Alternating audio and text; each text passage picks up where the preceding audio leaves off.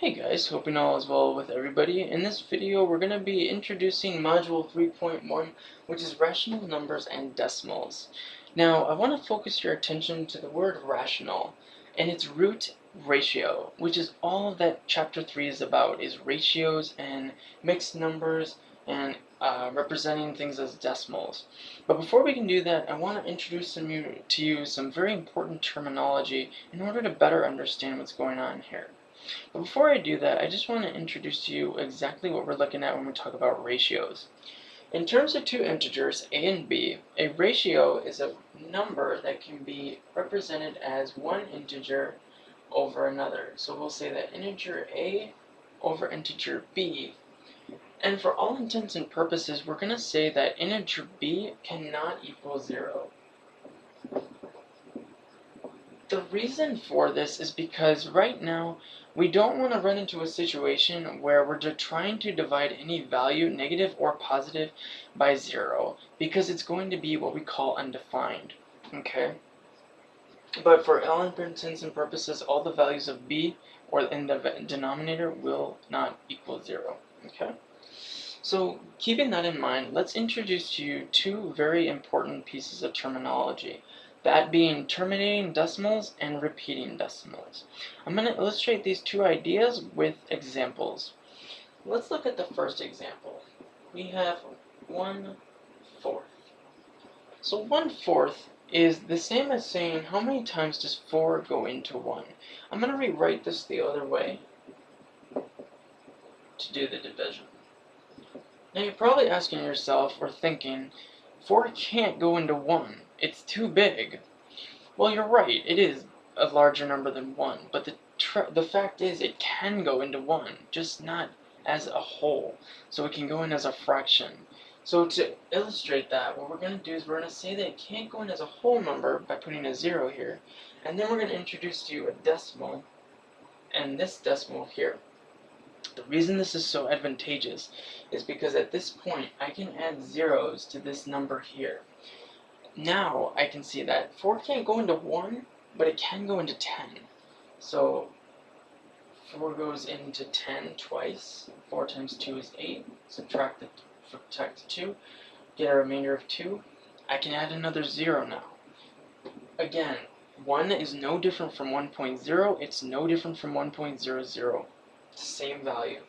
So I can bring that 0 down. 4 goes into 20 5 times. And you'll notice here that there is no remainder.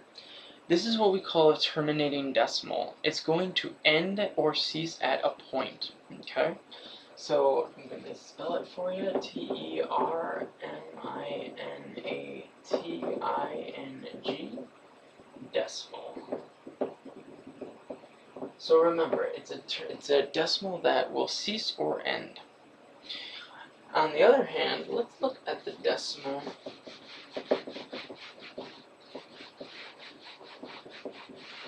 Let's look at 2/3. Now this decimal is going to say how many times does 3 go into 2?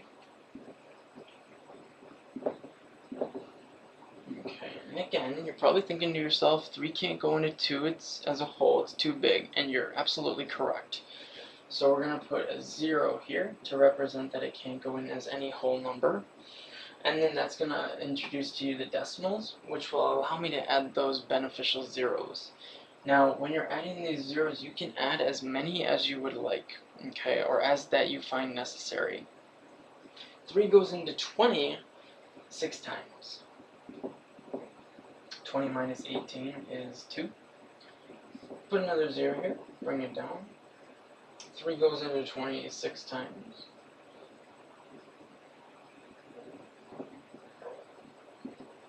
Remainder of 2. Let's add another 0. At this point, you're probably noticing a pattern of some sort. This is kind of becoming where we always get a remainder of 2. And we always get 20 when we add another 0, which is just putting 3 going into 20 6 times again. This is going to become monotonous at some point because this is just going to continuously repeat the same process. Okay? So because of that, this is what we call a repeating decimal. It's going to continuously go on, because no matter what we do, we will not be able to get rid of the remainder of 2. We will always end up with it. So to represent a repeating decimal, we put a bar over the repeating sequence of values. So 0.6 repeating is 2/3. In a lot of math, they're going to kind of resolve this issue by rounding up to 0.67. So just something to keep your eye out for. But 2/3 is what we call a repeating decimal.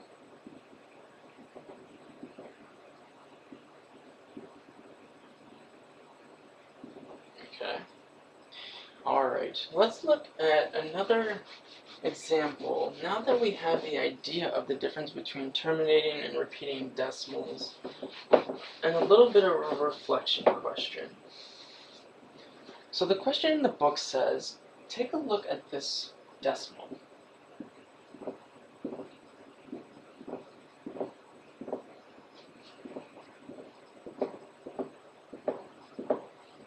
So we have 0.0100100001000001, and it wants to know is this a rational number, or does it terminate, or is it repeating? Now, at first glance, you're probably thinking to yourself, well, even though there's going to be some kind of remainder based off of the decimal, it changes. Well, that's true, but you want to be really careful here, because you're going to notice a pattern. You see that this first set has a 1 0 in front of it. This next one has 2. This next one has 3 zeros, and then 4. This is going to continuously increase as this division goes on and on and on. It's going to become repetitious and monotonous, okay? So this is not a rational number because it's never going to cease, as the pattern is just going to continuously grow.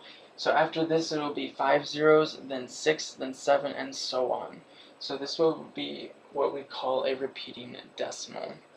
So it is not a rational number. Okay. Next, I want to draw your attention to another topic that this section talks about, and it's representing mixed numbers as decimals. And you're probably asking yourself, what's a mixed number? A mixed number is a value that has a whole number, and then it also has the addition of a rational number or fraction. And I want to represent this as a decimal. Now, all I have to do in order to do that is this 3 is totally good to go. I don't have to do anything to it. All I really need to do to show this whole mixed number as a decimal is show the sum of the whole number plus its fraction. So the only thing I need to do at this point is find the decimal of 3/5. So let's go ahead and figure out how many times 5 goes into 3. Now remember, it can't go in as a whole, so we're going to establish this as a 0 with the decimal, and then putting that decimal, which allows us to add those zeros. Add the zeros. Now 5 goes into 30 6 times. And right away we see that there is no remainder, and that is a rational number. So we have 0.6. So remember I said we can add these as the sum of the two to represent this whole thing as a decimal. So we have 3 plus 0.6. I'm going to take this decimal and add it to the whole number, and I'm going to get 3.6. Okay. You can also add the 0 here as a placeholder as well, just to make the math a little easier. Let's look at another one.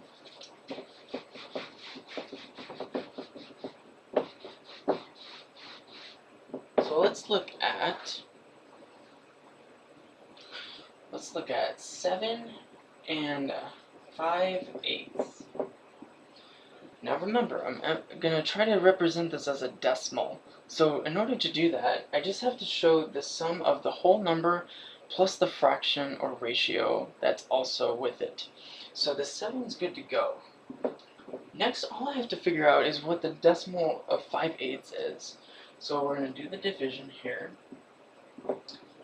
Now 8 goes into 5 0 times, but that allows us to add those zeros once we put the decimals in.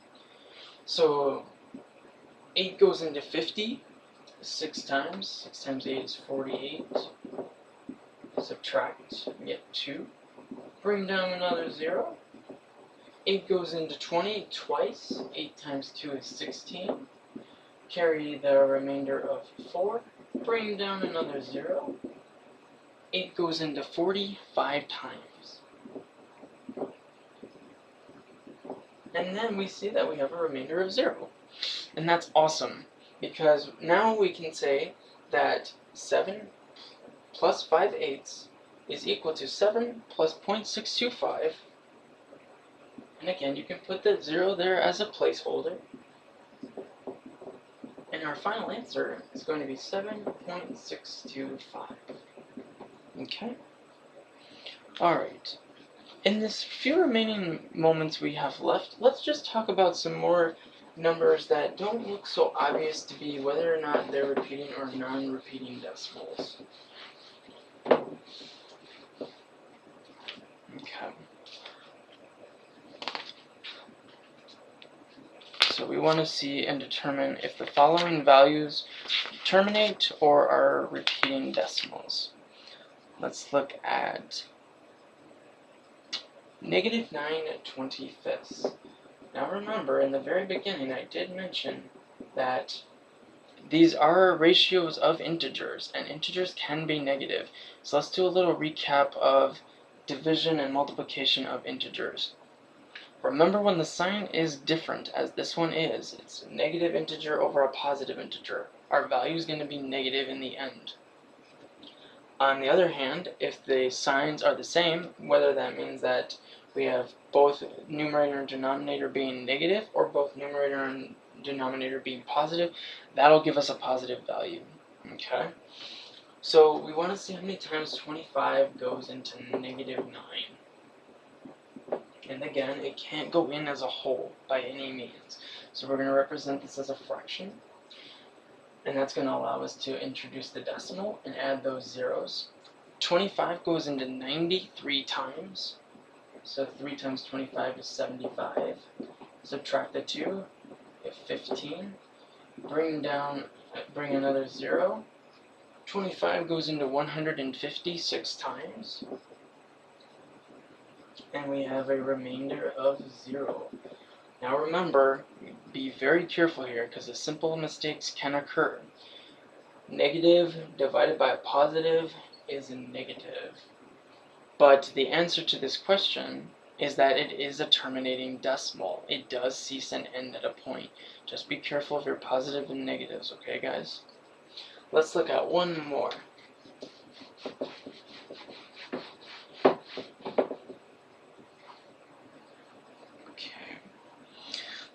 Let's look at 4/12.